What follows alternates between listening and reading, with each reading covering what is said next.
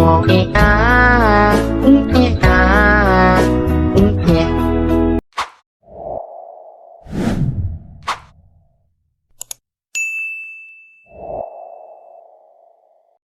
ini sering kali diberikan barang-barang branded, diajak dinner ke tempat-tempat mewah. Pokoknya Marguerite ini betul-betul dimanjakan dengan berbagai fasilitas mewah sama Pangeran Edward. Hai, wassalamualaikum warahmatullahi wabarakatuh. Terima kasih sudah klik video ini. Oke, jadi di malam ini seperti biasa aku akan menemani kalian dengan menceritakan tentang kisah hidup seorang wanita yang penuh skandal di masa lalu. Kalian pernah dengar kan ungkapan ini? Perempuan yang terlahir cantik, setengah masalah hidupnya pasti akan terselesaikan. Pernah kalian dengar itu kan? Orang cantik itu biasanya gampang kali mendapatkan privilege berkat kecantikannya itu. Nah, ngomong-ngomong soal kecantikan ini ya, kisah yang akan aku ceritakan malam ini melibatkan seorang wanita berparas rupawan, cantik kali dia, asal Prancis yang berhasil memanfaatkan kecantikannya ini untuk mendapatkan berbagai kemudahan di hidupnya. Mulai dari mendapatkan kekayaan, mendapatkan cinta dari laki-laki, bahkan dia ini juga pernah memakai kecantikannya itu supaya dia lolos dari jeratan hukum atas tindak penghilangan nyawa seorang pangeran Mesir loh. Dan epicnya lagi privilege ini tuh dia dapatkan berkat bantuan dari Raja Inggris yang sempat menjadi kekasih di masa lalunya. Nah, penasaran gimana kisah selengkapnya? Jadi tanpa berlama-lama kita langsung masuk aja ke ceritanya ya. Check it out.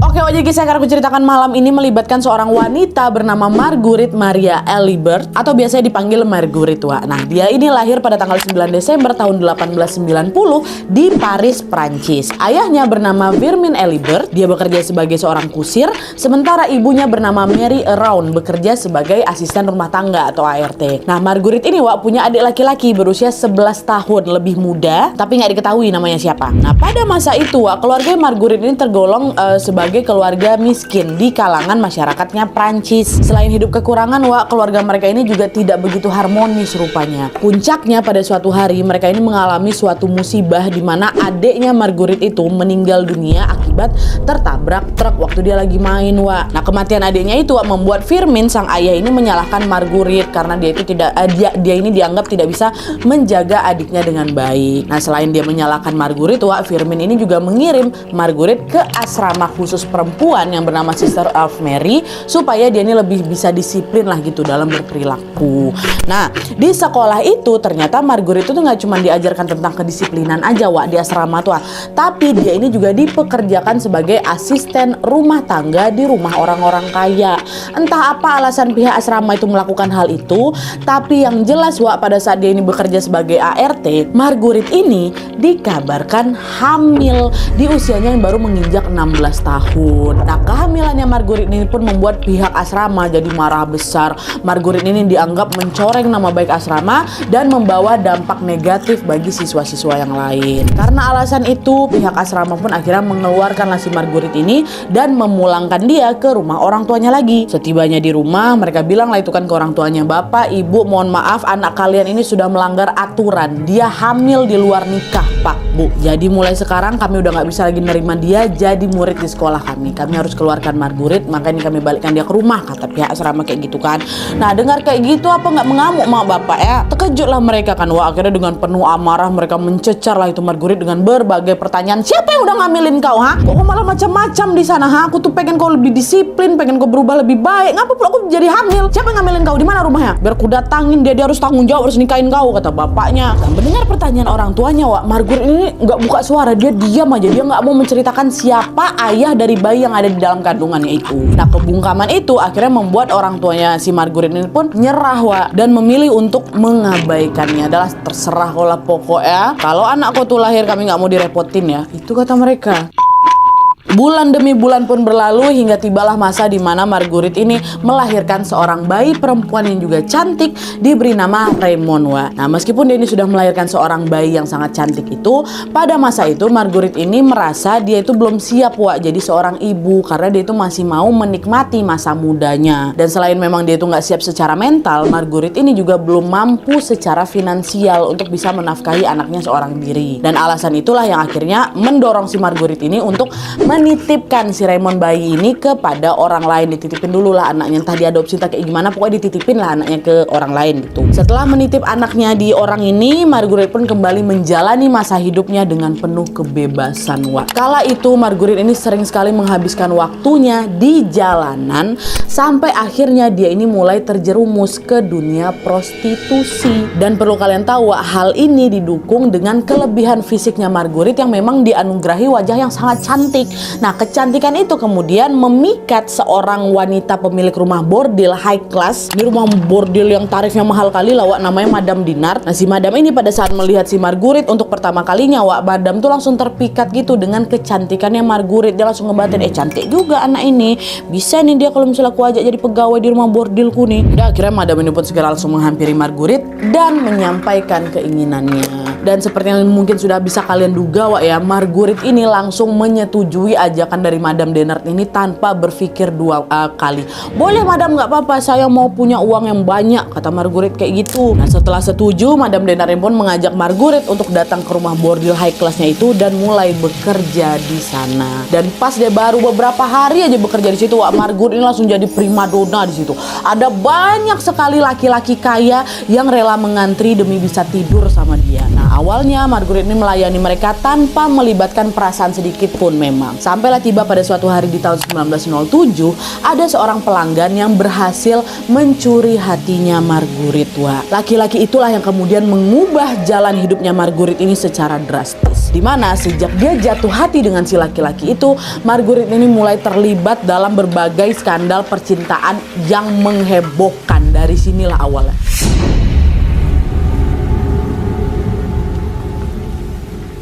Jadi ceritanya ketika dia ini sedang bekerja itu, Marguerite ini harus melayani seorang pelanggan bernama Andre Miller. Nah, Andre ini bukan orang biasa, dia merupakan laki-laki kaya raya yang juga usianya jauh di atasnya Marguerite. Waktu itu Marguerite umurnya baru 17 tahun, Andre itu udah 40 tahun. Nah, di pertemuan pertamanya mereka, Andre ini langsung jatuh cinta sama Marguerite. Dan dari situ hubungan keduanya pun mulai dekat dan akhirnya mereka pun memutuskan untuk pacaran. Jadi bukan klien sama penawar jasa aja, jadi ada hubungan romantis lah di antara mereka berdua. Nah, pada saat menjalin hubungan itu, Andre selalu memanjakan Marguerite dengan hartanya, Dia sering memberikan Marguerite hadiah-hadiah mahal, hadiah-hadiah mewah, bahkan juga membelikan sebuah apartemen mewah juga, untuk Marguerite. Nah, perlakuan itulah yang membuat Marguerite ini jadi makin cinta lah sama si Andre ini. Marguerite sampai ngaku dia ke orang-orang kalau aku tuh sudah nikah loh sama Mas Andre gitu. Sampai-sampai dia ngubah namanya jadi Maggie Miller. Dia pakai nama belakangnya si Andre. Tapi sayangnya rasa cinta itu mendadak sirna setelah Marguerite tahu kalau ternyata Andre ini sudah punya istri.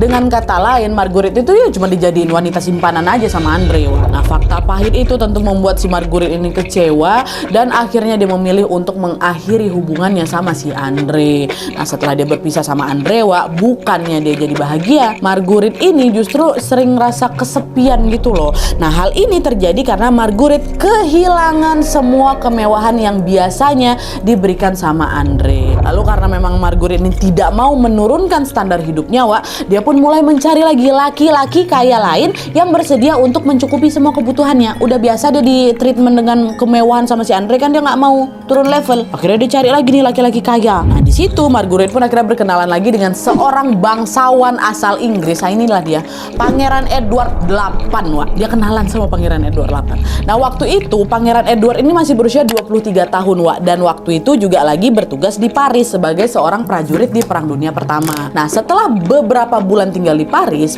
Pangeran Edward ini sering dibecandain sama kawan-kawannya gara-gara dia tuh masih perjaka.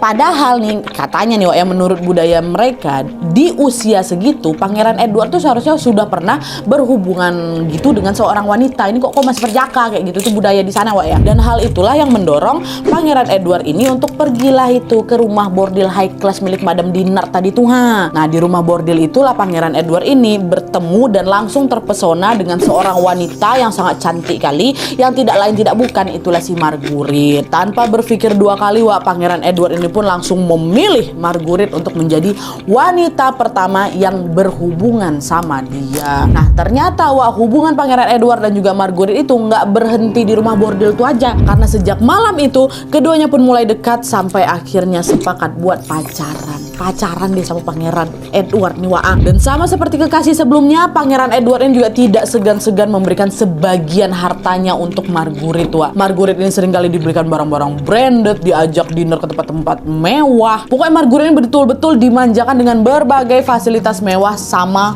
Pangeran Edward secara pangeran Wak. Nah, hubungan keduanya pun berlangsung selama 1 tahun sampai akhirnya di tahun 1918 Wak, Pangeran Edward pun mengakhiri hubungannya sama siapa ini, sama si Marguerite, karena dia harus balik ke Inggris. Nah, di sisi lain Marguerite itu juga sempat kecewa lah sama kisah cintanya yang tidak berjalan mulus. Dia pun akhirnya move on langsung. Dia berencana untuk mencari kekasih baru, tapi mantan pacarnya adalah Pangeran Edward. Dan sejak saat itu Wak, Marguerite udah nggak mau lagi sembarangan macarin orang. Dia tuh memasang standar khusus di mana laki-laki yang menjadi pacarnya itu harus mampu memberikan kehidupan mewah seperti mantan-mantan dia sebelumnya. Jadi karena dia mungkin udah terbiasa hidup mewah gitu kan. Dan keinginan itu akhirnya juga terwujud lagi Wak, karena tidak lama dari situ Marguerite ini bertemu dan berpacaran lagi dengan seorang milioner asal Prancis namanya Charles Laurent. Dan setelah beberapa bulan pacaran sama si Charles ini, Charles mau membawa hubungan mereka ini ke jenjang yang lebih serius Wak. Jadi nggak cuma pacaran aja, pengen dinikahin si Marguerite ini. Tapi sayangnya rencana itu tidak berjalan lancar karena keluarganya si Charles ini menentang keras hubungan mereka. Jadi mereka bilang lah itu kan ke si Charles, kan orang tuanya, kok tuh ngapain sih nikahin wanita penghibur kayak si Marguerite tuh, kayak nggak ada wanita lain aja. Pokoknya kami nggak setuju ya Charles ya, cari wanita lain yang lebih baik dan lebih terhormat dari perempuan itu kata keluarga si Charles. Nah, meskipun hubungan ini memang ditentang habis-habisan sama keluarga Charles Wak, Charles tuh kayak nggak mau ngelepasin Marguerite gitu aja tuh loh. Dia tuh tetap kekeh mau nikahin Marguerite karena dia memang udah terlanjur jatuh cinta kali sama si Marguerite itu kan. Dan entah kayak gimana lah detailnya Wak, tapi yang jelas Charles ini tetap menikahi Marguerite di tahun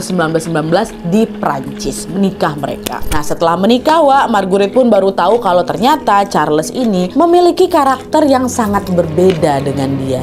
Jadi dia baru tahu kalau Charles ini adalah orang yang terlalu serius, orang yang kaku dan juga agak pelit. Sementara Marguerite ini adalah tipikal wanita yang humble, dia ramah dan tentunya menyukai kemewahan. Nah, perbedaan itu rupanya berdampak buruk Wak sama mereka berdua karena mereka jadi sering bertengkar lah dan juga memperdebatkan hal-hal sepele. Nah, pertengkaran mereka ini jadi semakin pelik lagi setelah Charles itu tahu kalau selama mereka menikah ini, Marguerite itu nggak pensiun Wak, dia itu tetap menjadi wanita penghibur. Jadi dia nggak mau berhenti dari tempat rumah bordil high classnya itu. Nah, nggak tahan sama perilakunya Marguerite, akhirnya Charles ini si suaminya ini pun memutuskan untuk menceraikan Marguerite. Sedih juga Marguerite waktu itu, dia juga sayang sama si Charles kan. Cuman di sisi lain Marguerite ini juga bersyukur karena menurut sidang pengadilan Wak, Charles ini wajib memberikan tunjangan untuk Marguerite dengan nominal yang sangat-sangat fantastis. Jadi Marguerite itu macam dikasih uang perpisahan gitu loh Wak dari perceraian itu. Dan uang perpisahan itu lah Wak kemudian Marguerite gunakan untuk dia beli lah itu rumah baru, dia beli mobil baru, dia beli itu beberapa ekor kuda sama kandangnya dan juga memperkerjakan beberapa pelayan itu dari uang perpisahan tuh. Pokoknya perceraian itu membuat Marguerite ini bukannya miskin Wak, jadi makin kaya. Tapi walaupun memiliki kehidupan bergelimang harta, rupanya di sini Marguerite belum merasa puas Wak. Ada saat-saat di mana Marguerite ini merasa balik kesepian lagi dan membutuhkan kasih sayang dari seorang laki-laki. Di situ dia mikirkan, aku cari pacar lagi aja lah, sepi kali lah hidup aku nih nggak ada pacar, walaupun duit aku banyak, dia juga butuh kasih sayang lagi gitu ceritanya kan. Nah, pemikiran itulah Wak yang mendorong Marguerite ini pun berkelana lagi dari satu tempat ke tempat lainnya untuk mencari laki-laki yang bisa dia pacarin. Sampai pada suatu hari Marguerite ini berkesempatan mengunjungi Mesir bersama salah satu temannya. Nah, ketika dia berada di Mesir itulah Wak, Marguerite ini bertemu lagi dengan seorang laki-laki yang bernama Ali Fahmi Bey. Nah, Ali ini Wak bukan orang sembarangan, dia ini pangeran Mesir. Pangeran Mesir ya, yang tentunya memiliki harta yang sangat berlimpah. Dan hal itulah yang membuat Marguerite ini berniat untuk menggoda Pangeran Ali dengan segala kecantikannya. Jadi macam dia tebar pesona lah kayak gitu kan. Tapi sebelum Marguerite ini melakukan niatnya, belum lagi si Marguerite ini tebar pesona, Pangeran Ali ini udah terpesona duluan Wak sama kecantikan Marguerite. Memang Marguerite itu cantik kali. Betul, nggak lama Pangeran Ali pun langsung menghampiri Marguerite dan mengajaknya untuk berkenalan. Dari situ Marguerite tahu kalau Pangeran Ali ini ternyata berusia jauh lebih muda dibanding dirinya, Wak. Jadi waktu perkenalan itu Pangeran Ali ini masih berusia 22 tahun. Sementara Marguerite 10 tahun di atasnya, 32 tahun umurnya. Dan selain berbeda usia, Wak, Marguerite dan Pangeran Ali ini juga memiliki sederet perbedaan lainnya, mulai dari perbedaan agama, perbedaan budaya, dan lain sebagainya. Tapi semua perbedaan itu tidak menyurutkan ketertarikan keduanya untuk menjalin hubungan, untuk bersama, Wak. Karena tidak lama setelah berkenalan, mereka ini justru makin akrab lagi dan menjalin hubungan sebagai pasangan kekasih. Lalu setelah beberapa bulan pacaran, Pangeran Ali ini pun memutuskan untuk melamar Marguerite untuk menjadi istrinya. Mendengar lamaran itu, Marguerite nggak langsung mengiyakan tuh. Dia justru bercerita banyak hal terkait hidupnya, pekerjaannya sebagai wanita penghibur dia kasih tahu juga, dan juga kegagalannya pada pernikahan sebelumnya. Dia jujur lah itu kan sama pacar ini, sama Pangeran Ali.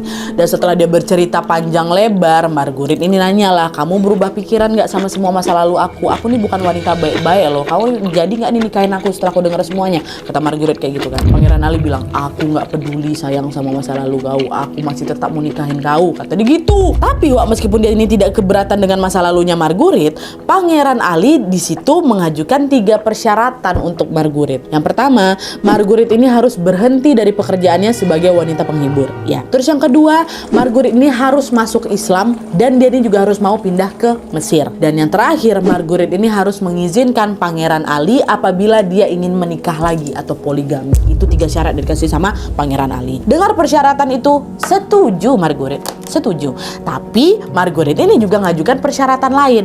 Persyaratannya adalah dia diperbolehkan memakai baju khas barat seperti kebiasaan sehari-harinya. Itu aja persyaratan dari Marguerite. Jadi Marguerite waktu itu tuh nggak mau ngikutin budaya Mesir dalam hal berpakaian gitu, Wak. Boleh? Setuju? Oh setuju, kata Pangeran Ali. Nggak apa-apa, itu nggak masalah sama aku. Jadi akhirnya mereka tuh kayak dapat win-win solution lah gitu. Setelah menyepakati persyaratan itu, Wak, Marguerite dan juga Pangeran Ali pun menikah di Mesir di bulan Januari tahun 1923 secara Islam. Di masa-masa awal pernikahan, Wak, Marguerite dan juga Pangeran Ali ini memang sama-sama berbahagia. Mereka saling mencintai, mereka saling menyayangi, mereka selalu bermesraan di setiap waktu. Tapi ya itu dia, hal itu juga nggak berlangsung lama, Wak, karena memasuki bulan ketiga menikah, mereka jadi sering bertengkar karena tidak bisa beradaptasi dengan semua perbedaan yang ada di hubungan mereka. Pangeran Ali tuh nggak bisa berkompromi gitu loh, Wak, dengan kebiasaannya Marguerite rupanya. Dan begitu juga sebaliknya. Jadi setiap kali mereka ini menemui perbedaan atau masalah sepele lah gitu, mereka ini jadi sama-sama tersulut emosi dan selalu berujung pada pertengkaran. Nah, pertengkaran demi pertengkaran itulah yang akhirnya menjadi awal mula terseretnya Marguerite pada sebuah tindak kriminal yang sangat-sangat menghebohkan dunia kala itu, Wak.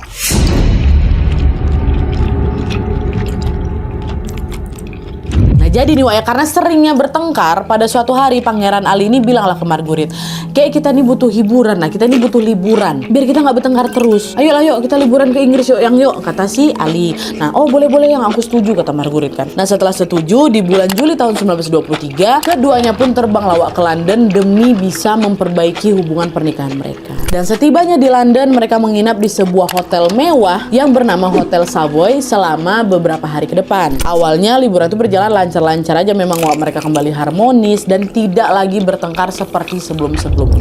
Tapi sayangnya keharmonisan itu juga tidak berlangsung lama karena ada sebuah kejadian yang membuat hubungannya Marguerite dan juga Pangeran Ali ini kembali memanas, Wak. Jadi cerita di tanggal di tanggal 9 Juli tahun 1923, Pangeran Ali sama Marguerite ini lagi nonton pertunjukan teater gitu, Wak, yang ada di London tuh lah. Nah, sepulang dari acara, mereka itu terlibat perdebatan yang sangat sengit. Entah apa pemicu perdebatan itu, tapi yang jelas pada saat itu Marguerite ini gegara, dia terpancing emosi, dia sampai marahin, ngebentakin suaminya di depan umum. Malulah suaminya kayak gitu, kayak nggak ada harga diri ya kan. Nah, karena nggak terima sama perlakuan itu, Pangeran Ali pun langsung menarik tangannya si Marguerite dengan kasar dan mengajak balik lagi ke hotel.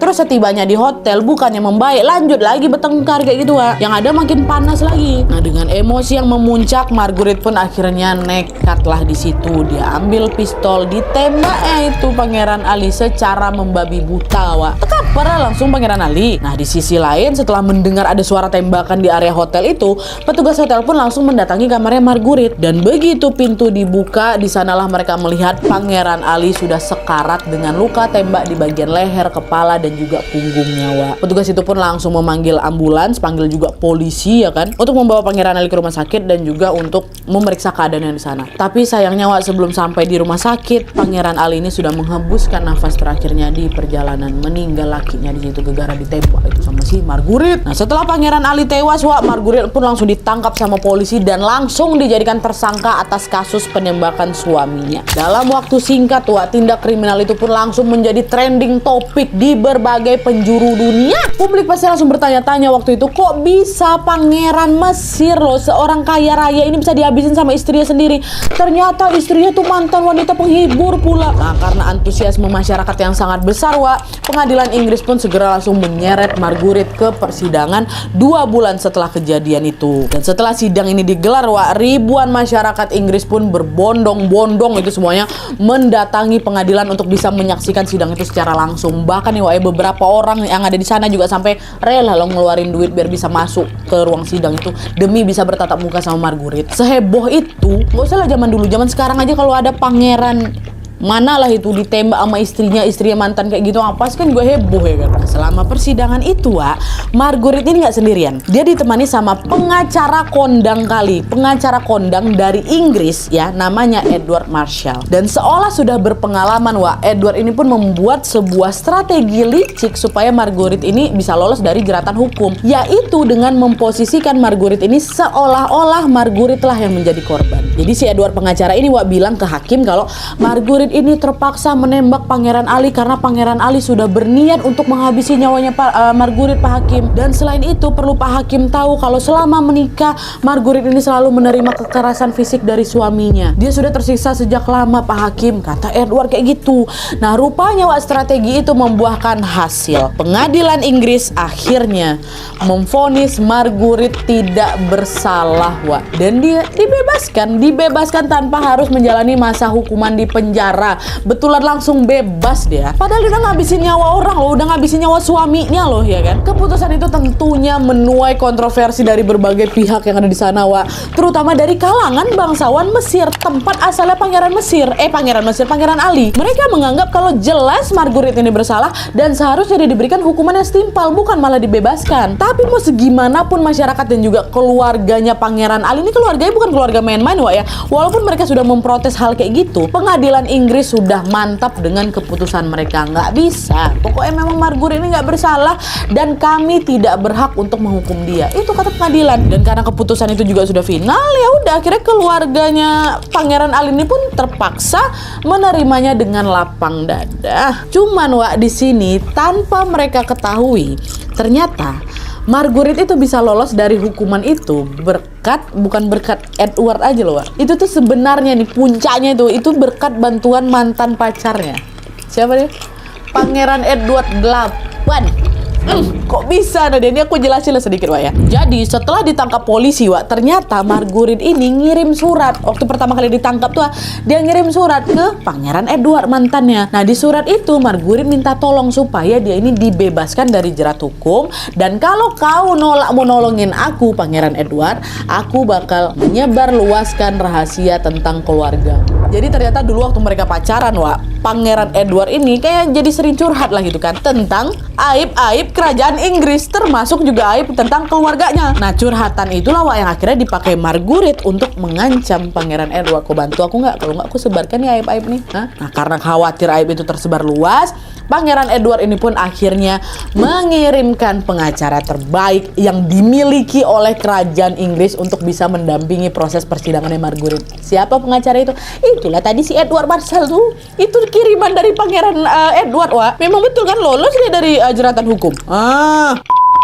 Udah lah tuh kan, akhirnya singkat cerita setelah persidangan kasusnya itu selesai, Marguerite ini pun segera kembali ke negaranya yang ada di Prancis. Setibanya di Prancis, Wak, Marguerite tuh langsung banyak haters yang dicemooh dan dibicarakan secara negatif dia sama masyarakat Prancis ya kan. Dan hal itulah yang membuat Marguerite ini memutuskan untuk bertobat, dia memutuskan untuk berubah, Wak. Dia tidak lagi kembali ke tempat high class bordil tadi itu, dia juga tidak kembali lagi ke tempat-tempat mewah. Dia ini juga sudah mulai kembali lagi ke anaknya yang dulu dia titipkan tuh, si Raymond tuh. Dia balik lagi sana, diasuhnya lagi si Raymond itu. Lalu juga di masa tuanya, Marguerite ini diketahui lebih sering menyendiri di apartemen miliknya sampai akhirnya dia meninggal dunia di usianya yang ke-80 tahun. Gitu akhir hidupnya. Akhir hidup dari mantan milioner kala itu. Oke, Wak, jadi itu tadi kisah tentang seorang perempuan yang bernama Marguerite Elibert, seorang wanita cantik yang hidupnya penuh dengan skandal. Kasihan kali aku tengok Pangeran Ali itulah. Dia ini kan bisa dibilang tidak mendapatkan keadilan yang harusnya dia dapatkan kan, Wak. Cuma kayak gimana lagi, pengadilan Inggris macam udah yakin gitu loh sama keputusannya ya kan. Tapi terlepas dari kecantikannya Marguerite yang membawa berbagai kemudahan itu, Wak, di sisi lain Marguerite ini juga beberapa kali mengalami kemalangan memang. Dia tuh nggak pernah bertahan dengan satu laki-laki ya kan, Wak. Entah dia cuma dijadikan simpanan aja, dia diputusin, dia diceraikan. Pokoknya nggak ada laki-laki yang mau hidup menua dengan Marguerite. Dari kisah ini kita jadi tahu kalau kecantikan bukan segalanya dan bukan sesuatu yang selamanya bisa diandalkan. Kalau Allah mengizinkan, kita semua nih pasti tua, Wak. Pasti ada di masa kita tuh udah nggak cantik lagi gitu loh. Oleh karena itu alangkah baiknya kecantikan seorang wanita ini juga diimbangi dengan perilaku dan juga sikap yang baik, Wak, ya. Semoga semuanya kayak gitu, amin. Oke, Wak, jadi sekian dulu videonya. Terima kasih yang sudah request soal kasus ini. Kalau kalian suka video ini, klik like-nya, jangan lupa komen di bawah untuk video dan saran-saran untuk video selanjutnya. Jangan lupa nyalain notifikasinya supaya kalian tahu kalau ngupload video baru. And as always, jangan lupa untuk klik tombol subscribe supaya kalian sama-sama tahu informasi menarik dan menegangkan dari channel aku. See you next video, Wak. Bye.